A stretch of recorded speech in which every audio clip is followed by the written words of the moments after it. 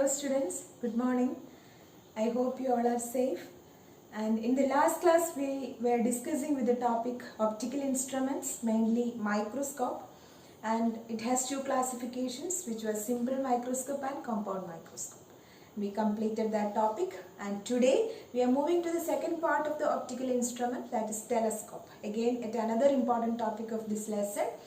Okay, usual board question, telescope.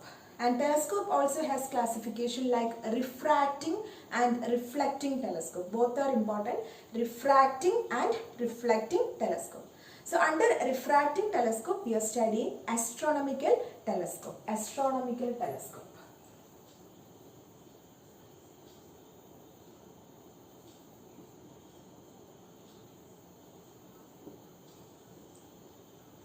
So what is an astronomical telescope? It is an optical instrument which is used to view the distinct images of the heavenly bodies like stars, planet, etc. Okay, we have to view the clear images of the heavenly bodies like stars, planet, etc. For that we are using astronomical telescope. And this astronomical telescope actually consists of two convex lenses. So structure is very important. The ray diagram, you must be clear with that. And the ray diagram I am going to draw here. After that we will discuss the construction as well as working of the astronomical telescope. The same procedure that we done in the case of microscope, like finding the magnification. Then we are considering two cases when the image is at infinity as well as image is at the least distance of distinct vision. So two cases we have to discuss along with the derivation. So let us move to the diagram part. Okay.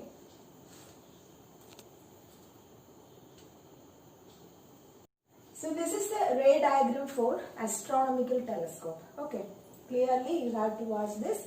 So first of all it consists of two convex lenses. Okay, now this is the objective. The lens named as objective, and this is the eyepiece. So here observer, viewing. Now, as you know, this astronomical telescope is used to view the heavenly bodies, right? So, it is at a very long distance, very large distance. The objects are at very large distance. So, you know that parallel rays, we assume that from larger distance if the light rays are coming, they are parallel. And the parallel rays are coming towards the objective lens. Okay, parallel rays from distant objects are coming towards the objective lens. And when it enters the objective lens, it will converge to a point. You know that through a convex lens, if the parallel rays are coming like that, it will converge to a point known as focus. Right. But here you can see that that focus is on the principal axis. Here it is making a particular angle and coming. No, parallel rays are making a particular angle with the principal axis so that it will converge at a point, and this point lies in the focal plane. This is actually the point called focus in the principal axis, but we can consider like this. That means a focal plane is there at the point B dash, right? So at the focal plane, that means at the second focal plane of this objective lens, you are getting a real and inverted image. Understand? So the parallel rays are making a particular angle with the principal axis. So the object is placed at a long distance. The object is making an angle with the principal axis, right? That means the object subtends an angle with the eye, with the human eye, and that angle is named as alpha. In the last class we told that. So I can mark this as the angle alpha. Since it is a larger distance, that direction, anyway the angle is taken as alpha. Okay. Then this particular point, that is the image, real image is formed at the focal plane of the objective, and this distance is actually what? It is the focal length F4. Isn't it? This is the focal length F4. So that is from objective to this particular plane, focal plane.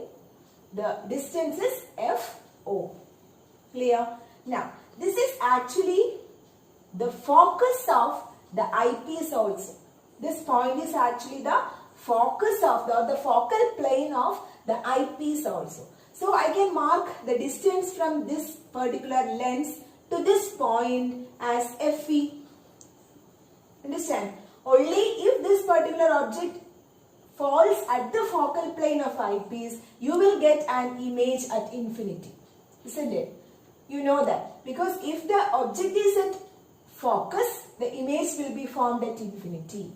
If the object is at infinity, the image is formed at the focus. So write that like that. This particular image of the lens objective will act as a virtual object for the second lens eyepiece.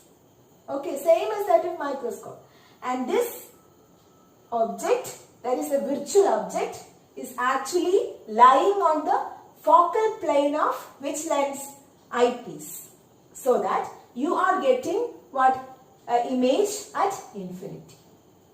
Understand? Here actually you are getting inverted image, but since it is heavenly bodies, no, it doesn't matter whether it is inverted or erect image.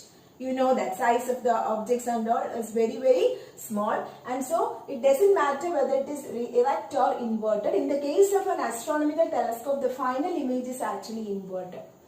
Understand? So this is the construction for an astronomical telescope. Once again, the parallel rays falling towards the objective of the astronomical telescope will be focused at the focal plane of the objective lens. That is A dash B dash is the real image, real inverted image. And this is actually the focal plane or the focus of the eyepiece also, so that you are getting an image at infinity. Understand? So this F4 is the distance from objective to the focal plane, this particular B dash, and also from B dash to C2 it is FE. Clear? Now you know this angle alpha is the angle subtended by the object with the eye. And also this is the final image. This is the final image, right? The final image makes an angle beta with the eye. This much clear? So angles are clear. Alpha, beta, everything. Okay. Now we are moving to the derivation part of angular magnification. You know angular magnification is given by the expression. What is the equation? Beta by alpha.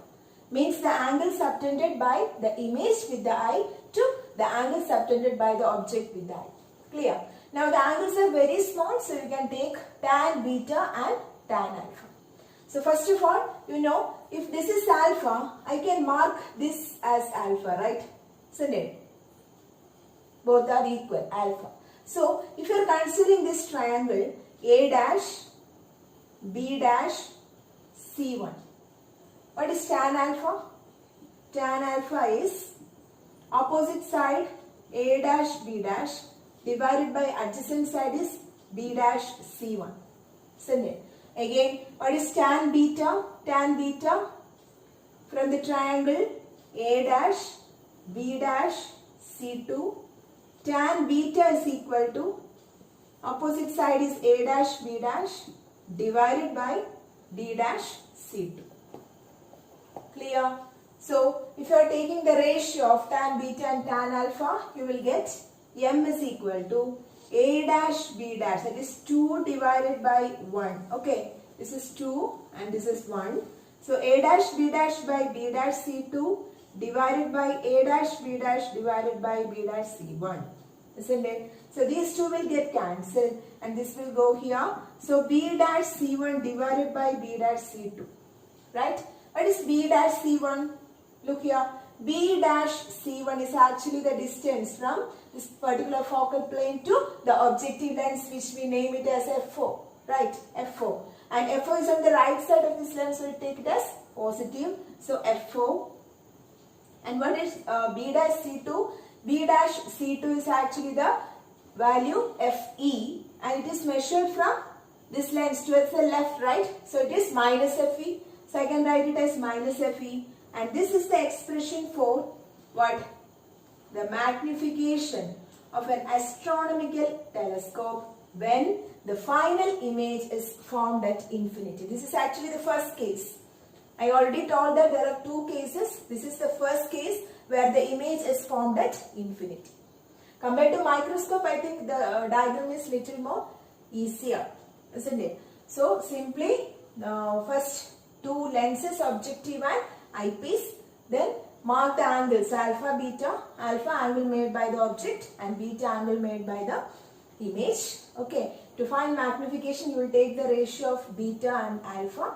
So after that simplification and finally you will get the result m equal to minus FO by FE. Understand, ratio of FO and FE. Now listen, here the value of FO must be larger, isn't it? Then only you will get the value for magnification as magnified image you will get, right? The value of FO must be larger means the objective should have a higher focal length or a larger focal length. That's a very good question there. One more question. The objective in an astronomical telescope should have higher or larger focal length. Why? What will be the answer? As you know, the rays are coming from a long distance, right? So if more light is coming means you will get a brighter image. Okay. If lesser rays are coming means your image will be darker. The brightness will be reduced. So to collect more light, the focal length of this particular objective is made larger. So what is the answer? For more gathering power. Okay, more gathering power, or to collect more light rays, that is to increase the brightness of the image formed, you need a larger focal length objective. Understand? So only if the value of FO is more, M is more. Okay, so FO by FE is actually the magnification of astronomical telescope when the image is formed at infinity. Okay, now we are moving to the second case, that is when the image is at least distance of distinct vision, that is at capital D. You know that. We consider two cases, far point and near point. This is the case for relaxed eye. Okay, relaxed eye. Now we are moving to the second case, that is when the when the image is at least distance of distinct vision. Okay. So we are moving to the second case now, that is image at least distance of distinct vision. So this is actually the diagram. So this is the objective. Okay, the first lens close to the object is objective and the lens through which we are viewing is the eyepiece. Here also objective should have larger focal length to collect more light rays, that is for more gathering power. Now parallel rays are coming from the heavenly bodies or distant objects. Clear? It is making an angle alpha, that is the angle subtended by the object with the eye.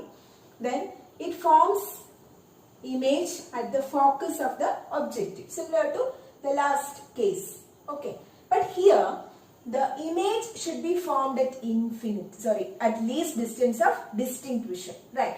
So for forming the image at least distance of distinct vision, the object should be in between the focal plane of the eyepiece. Understood? That is the object, this particular image will act as a virtual object for the eyepiece. But where should the object be placed? The object be placed between the optic center and the focal plane of the eyepiece. Understood? Optic center and the focus of the eyepiece. Then only you are getting an image at D. That is least distance of distinct vision. Understood? That is first parallel rays form an image at focus or the focal plane of the objective. Then this focal plane should lie where? Between the focus of the eyepiece and the optic center of the eyepiece. Then only you are getting the, look here, you are getting image here. So now we are moving to the derivation part. Here also we want to find the angular magnification. Okay, angular magnification. So as you know, angular magnification is given by the expression m is equal to beta by alpha. So listen, alpha is the angle subtended by object with the eye. This is alpha, so this is also alpha. Okay. Now the final image, which is at least distance of distinct vision D, makes an angle with the eye. So let the angle be This is the angle, it is beta. Okay, beta. Now again the same procedure like we done before. That is, first of all we will take tan alpha from the triangle A dash B dash C1. So tan alpha is equal to opposite side A dash B dash divided by adjacent side is B dash C1. Isn't it? Again tan beta from the triangle A dash B dash C2. Okay. So tan beta is equal to A dash B dash divided by B dash C2. Clear? Now listen. This is actually FE. Isn't it? So from this focus to this eyepiece focal length FE. Clear? Now from here objective to this particular point is what? FO. Okay. And this, you know, this particular image will act as the virtual object for the second lens eyepiece. Isn't it? So this distance is actually the object distance UE. Clear? Once again, B dash C2. B dash C2 is actually what? UE. Isn't it? B dash C2 is UE. And what is B dash C1? B dash C1 is FO. B dash C1 is FO. Now look here.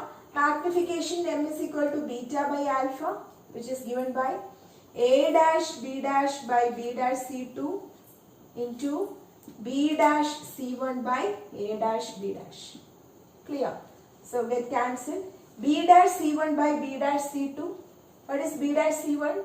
It is FO. And B dash C2 is UE. Again FO on the right side, so positive, but UE on the left side. Means the measurement is done from this optic center towards the left, so it will be negative. So the answer is minus FO by FE. What is this minus FO by FE? Magnification M. Clear? Now again, I am moving to the lens equation, that is 1 by V minus 1 by U is equal to 1 by F. Isn't it? Now here, you know what is V here? V is the final image distance. It is D. Okay. So, 1 by D, or you can write minus D, minus 1 by, what is U here? U is minus UE. Okay, is equal to 1 by FE. Clear? Now, what is 1 by UE from this equation? It is 1 by FE plus 1 by D. Isn't it? 1 by FE plus 1 by D. So, in this equation, I can write minus FO into 1 by UE. Okay. So, for 1 by UE, I can write minus FO into 1 by FE plus 1 by D. Isn't it? If I am taking FE outside, it is minus FO by FE into 1 plus FE by D. Clear? Minus FO into 1 by FE plus 1 by D. FE, if I am taking it outside, it is 1 plus FE by D. So this is the expression. This is the final expression for the astronomical telescope, magnification for the astronomical telescope when the image is formed at least distance of distinct vision. Understand? The first case is FO by FE, minus FO by FE, and the second case is minus FO by FE into 1 plus FE by D. Clear? So these are the two cases for telescope as similar to that of microscope. Be clear with that, because starting you have to draw the ray diagram, then construction you can write, then working you can write, then move to the magnification part, angular magnification part. there we are taking two cases where the image is at infinity, that is a relaxed case, and the second one is image is at least distance of distinct vision, that is at the near point. Understand? So these are the two cases, and that's all about telescope. That is refracting telescope. Now we are moving to reflecting telescope. Okay. So we discussed about a refracting telescope, and there are certain disadvantages in using a refracting telescope. There were certain problems. As I already said, large aperture is needed in the case of objective lens in the astronomical telescope, so that more light can be collected, light rays can be collected, or light gathering should be more, so that you are getting a brighter image, isn't it? So that means you have to make an objective lens having a larger aperture. So it is very difficult to construct such a lens having larger aperture. Its manufacturing the cost is very much larger. So it is very heavy. If there are two lenses, means that particular system will be more heavy. So there are certain limitations, or there are certain disadvantages for the refracting telescope, and so reflecting telescope was introduced. Okay, reflecting telescope consists of two types. That is, first one is Cassegrain telescope. Cassegrain, Cassegrain, Cassegrain telescope, and the second one is Newtonian telescope. Okay, Cassegrain and Newtonian. In Cassegrain telescope, instead of that lens, we are using a concave mirror. Okay, instead of the objective lens, we are using a concave mirror. So check the diagram. Here, this is the Cassegrain telescope. Diagram for a Cassegrain telescope. Parallel rays are coming from a distant object, and these rays will fall on the objective mirror. This is the objective mirror, and it is a concave mirror. Okay, concave mirror. It is a parabolic concave mirror, and this light is reflected by the objective mirror, and it is allowed to fall on a secondary mirror placed here, which is a convex mirror. Okay, now this convex mirror is actually placed between the focus of the concave mirror and the mirror. Okay, that means the focus mirror is here. Focus of this concave mirror is somewhere here, and the mirror is placed here. So in between these two, we are placing a secondary mirror, which is a convex mirror. Now again reflected, the light rays are reflected, and they will focus to a point, and we can view through the eyepiece. Eyepiece is a small convex lens. Understand? So instead of the huge and heavy objective, that is a lens that we are using in the astronomical telescope, here we are using a concave mirror, a parabolic concave mirror, so that more light can be gathered, or more light can be collected by using a concave mirror. Okay, so this is the case of a Cassegrain telescope.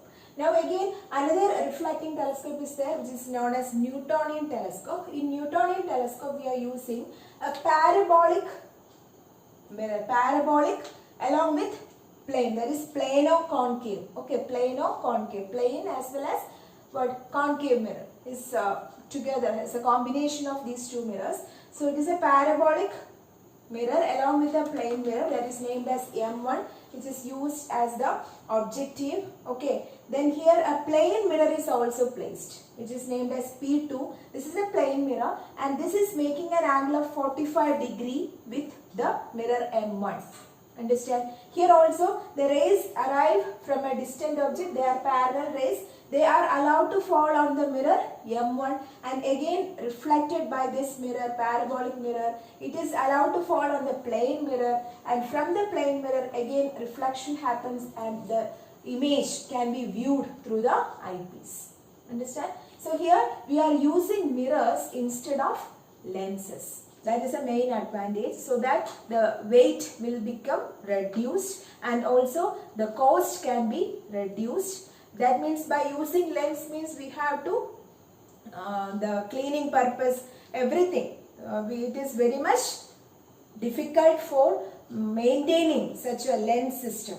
Understand? So if you are using mirrors means in so many cases it is advantage, and so this is the cases of a reflecting telescope. There are certain advantages for reflecting telescope over refracting telescope. That is what we are going to discuss now.